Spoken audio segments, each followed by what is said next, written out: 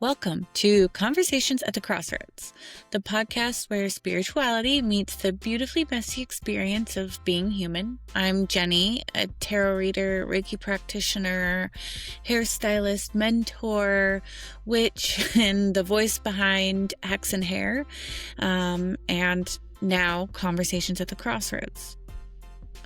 Each week, we gather here at the Crossroads to explore spirituality and personal growth and just some tools to help us navigate the evolving human journey. Some conversations will dive into the mystical, others into the practical, and sometimes we'll sit together with the hard stuff. Along the way, we may explore ideas that challenge us, stories that shift our perspective, or practices that help us walk our path with a little more intention. So, wherever you're listening from, take a breath, settle in, and join me at the crossroads.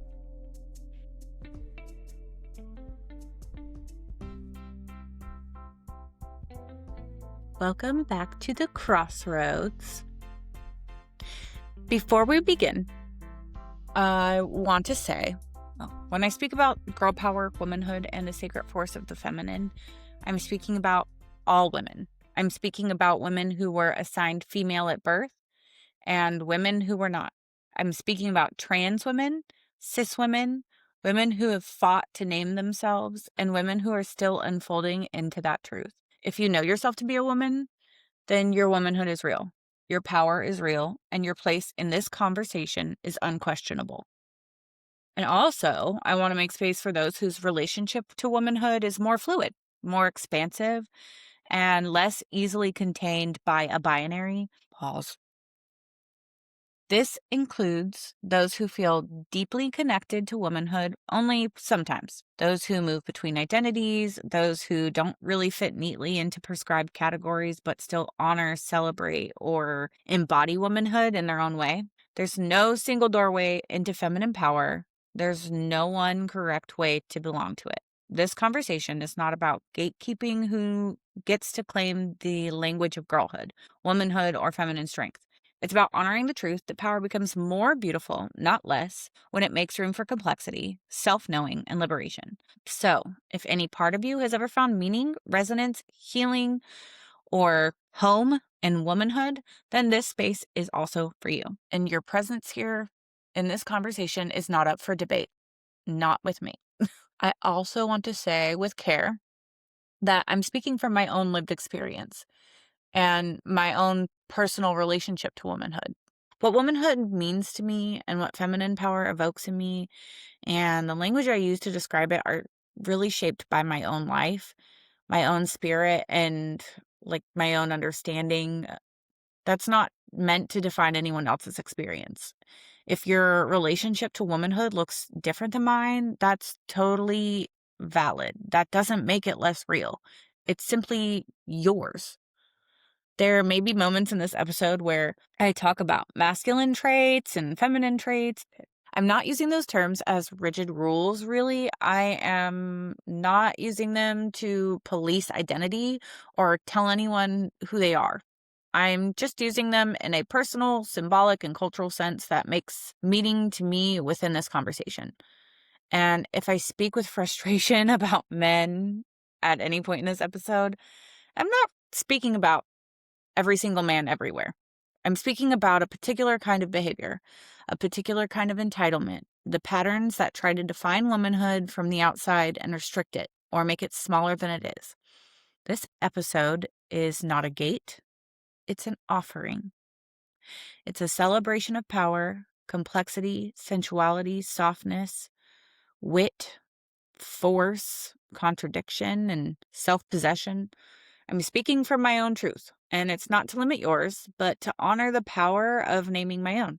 Just as a little bit of context, I'm currently ARC reading, which is like advanced reader copy.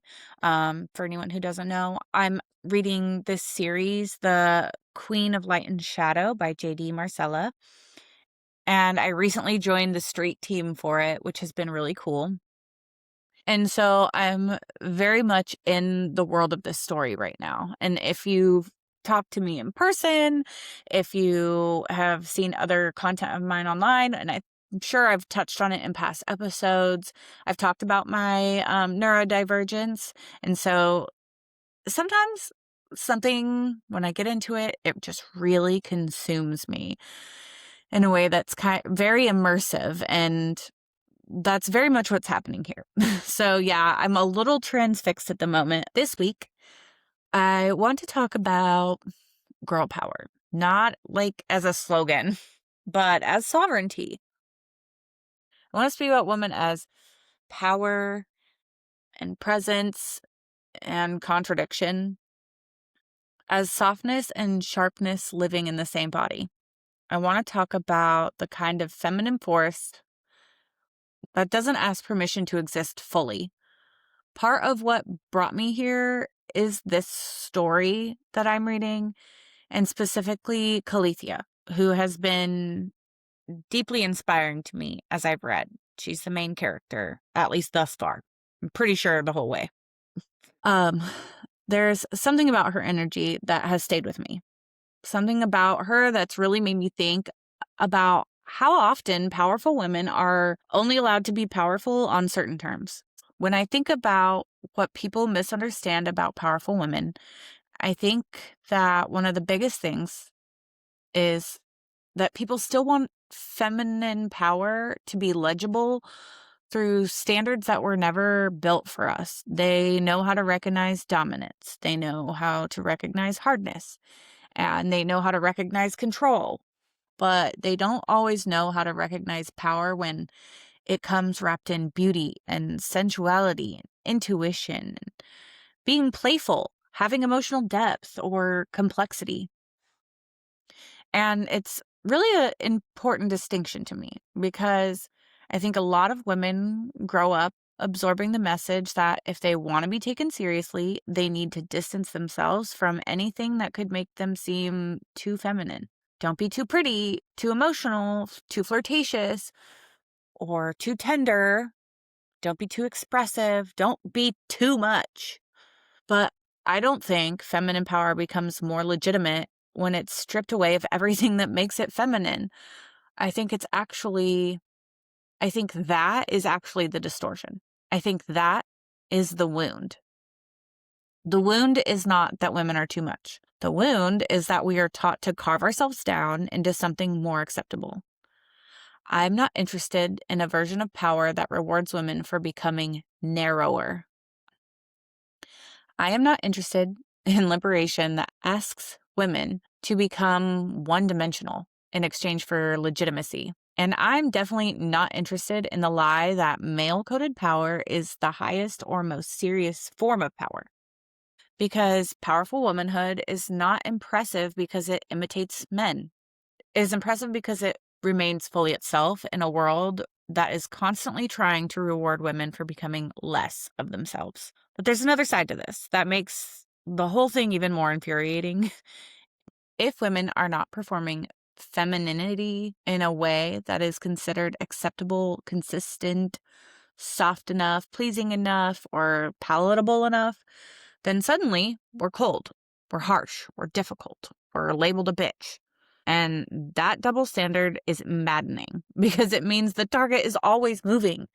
We are told to be strong, but not too sharp, soft, but not too yielding, assertive, but not abrasive, beautiful, but don't be aware of it, confident, but never in a way that unsettles anyone. It's confusing on purpose almost. It feels impossible because impossible standards are one of the oldest tools of control. And sometimes, if I'm being honest, I really don't have the energy to make my voice softer or prettier or more delicate or more flowery, just to make what I'm saying easier for someone else to receive. Sometimes I speak plainly. Sometimes I speak directly. Sometimes my boundaries are not wrapped in a smile. That does not make me less of a woman in that moment. That does not make me suddenly masculine. It makes me a woman who is tired of being told that truth only counts when it's delivered beautifully. And that is the part that gets me. Because the moment a woman stops translating herself into something more comfortable, some people recoil. Some people, often especially men, will shy away from that kind of directness. And if they feel too threatened or too challenged or too uncomfortable, they reach for the oldest language they can find. She's cold. She's difficult. She's a bitch.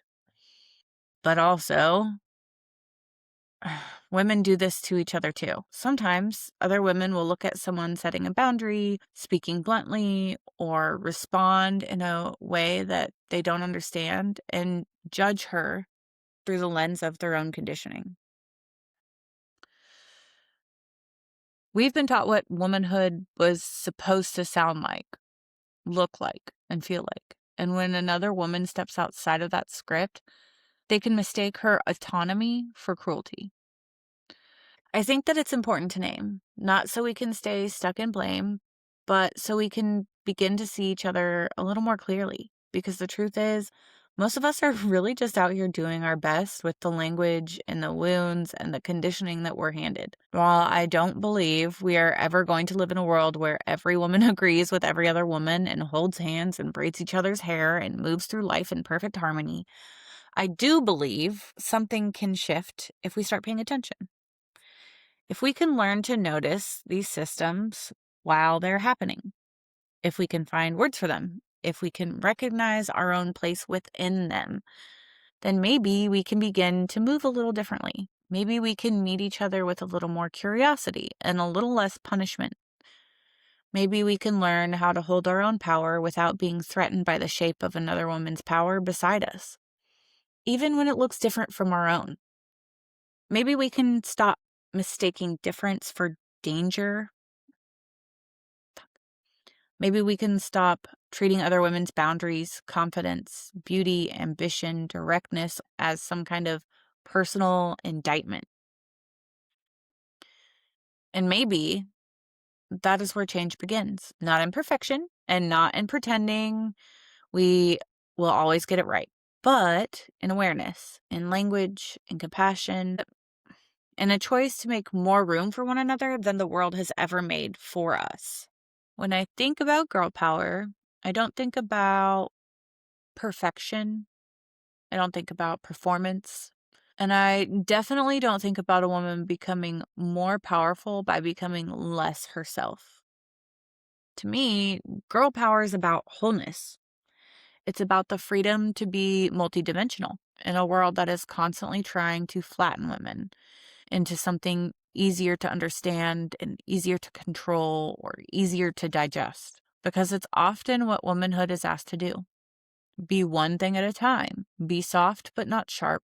Be beautiful and not powerful. Be intelligent but not intimidating. Be emotional but only when it serves other people. Be ambitious but make it effortless. Be attractive but never too aware of your own magnetism. It's exhausting because the expectation is not just that women exist, but that we exist in a way that is always legible and always palatable. But real girl power, to me, is the rejection of that flattening. It's the refusal to cut yourself into acceptable pieces just so other people can feel more comfortable around you. It is the understanding that you can be soft and discerning. You can be sensual and serious. You can be playful and powerful. You can be tender and have boundaries. You can be nurturing and still feral. Beautiful and deeply intelligent, emotional and capable. You do not have to become less complex in order to become more worthy. In fact, I think complexity is power. I think dimensionality is power. I think being yourself is power. And we've seen glimpses of this all around us, which is part of why the phrase girl power has endured.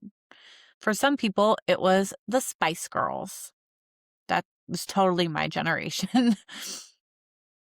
They were loud and colorful and sparkly and distinct and playful, and they're different from each other and still standing side by side. That version of girl power said you don't all have to be the same to all be powerful. You can be sporty or glamorous or goofy or fierce, sweet, loud, weird, polished, chaotic, and still belong. For some people, it looks like Barbie, especially Margot Robbie's version. Hyper feminine, pink, polished, beautiful, and still carrying existential weight. And I think that mattered because it pushed back against the lazy assumption that femininity automatically means being superficial. It reminded people that pink does not cancel out depth. Beauty does not cancel out intelligence. Glamour is not the opposite of seriousness. For some people, girl power looks like Ruth Bader Ginsburg, my girl. I love her. She's precise and she's intellectual and relentless, quiet in tone, but seismic in impact. A reminder that power does not always have to be loud to be world-changing. For some, it looks like AOC. She's sharp and articulate, stylish, visible, and politically clear. And she's unwilling to make herself smaller just because confidence in a woman still unsettles people. She's such a strong example of how women in public life are still expected to walk an impossible line. Be brilliant, but don't be threatening. Be assertive, but never enough to trigger other people's discomfort. She is such a strong example of how women in public life are still expected to walk an impossible line. And she does it all in an adorable pencil skirt. And for some, it looks like Jinx Monsoon.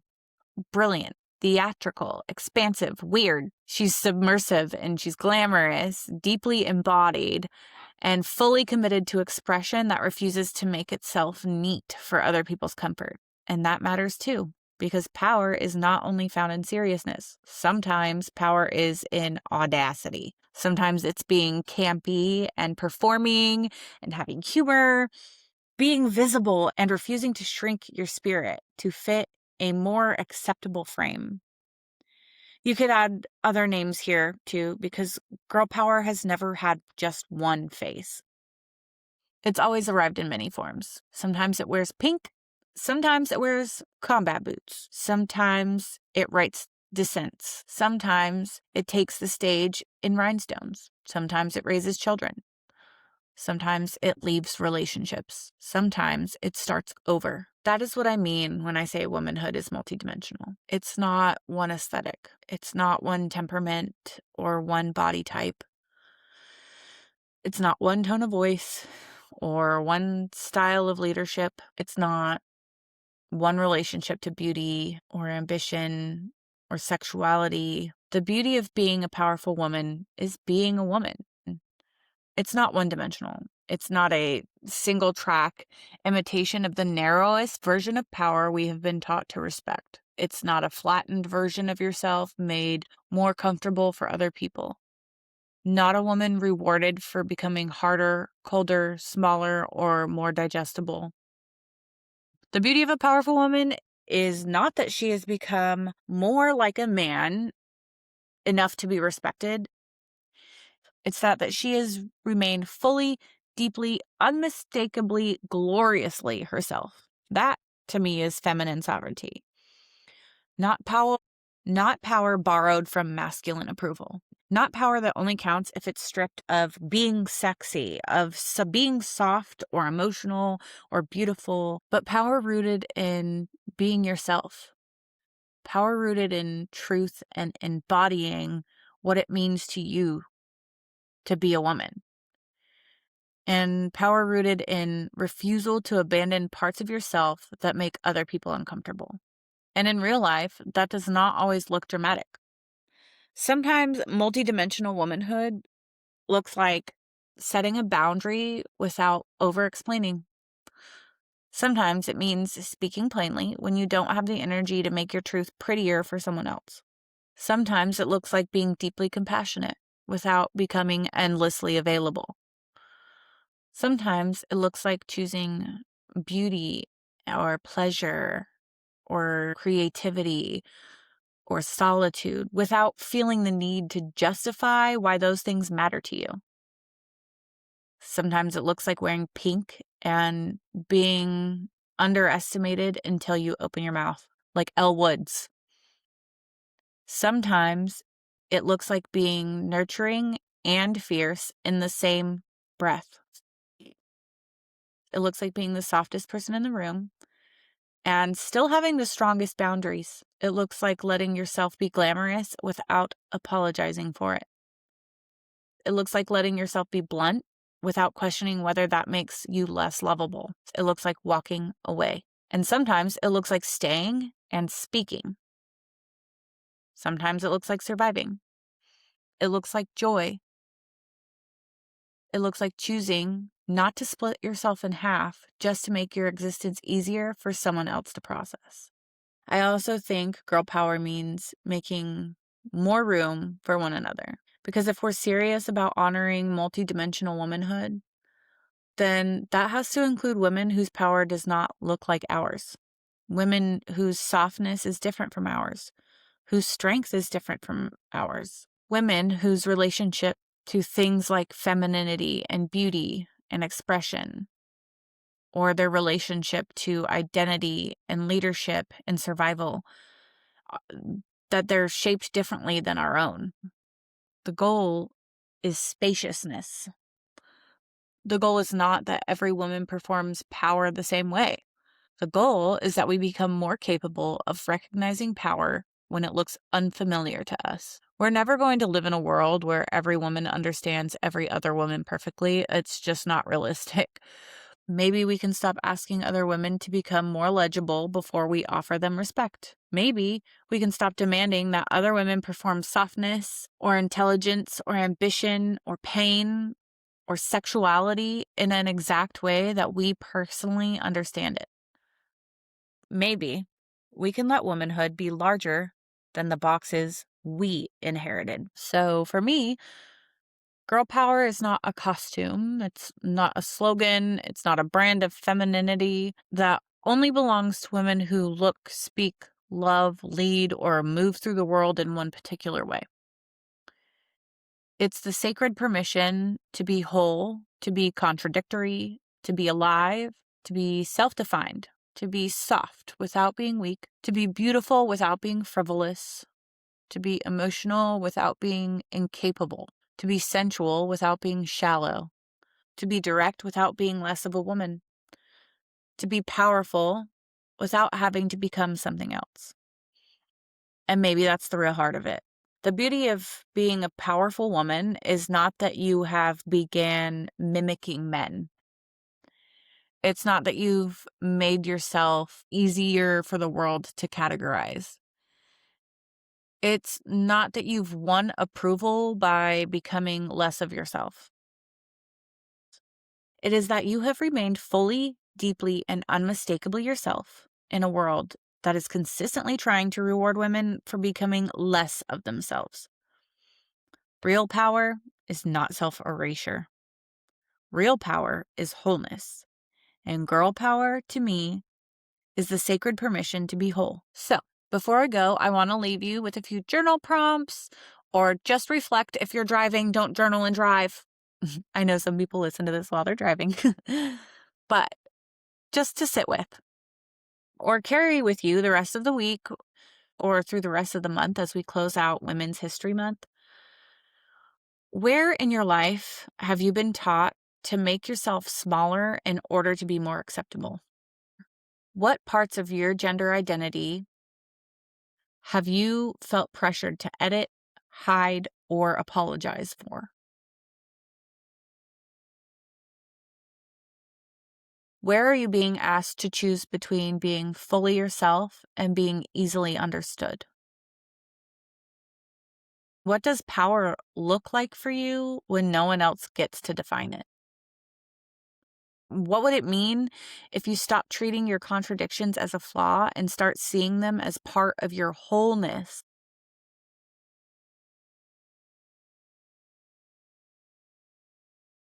And last, where might you make a little bit more room in yourself or the way you see other women for power that is shaped differently than your own?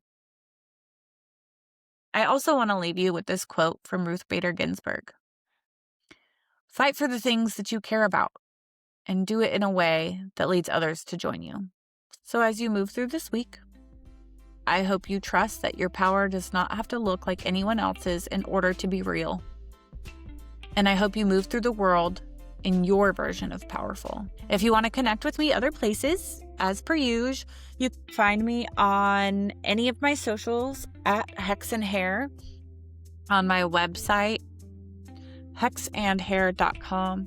I'll have everything linked in the show notes so you can come say hi, stay connected. Let me know if you start reading this book because I'm dying to talk about it with you. It's amazing if you're a reader.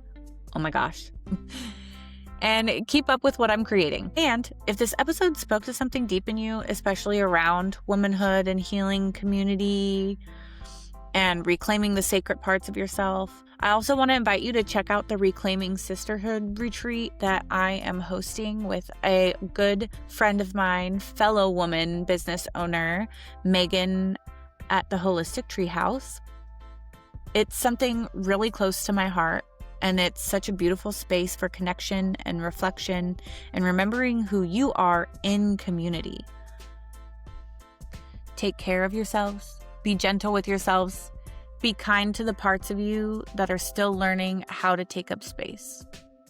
Until next time, I can't wait to see you again on the crossroads. Bye!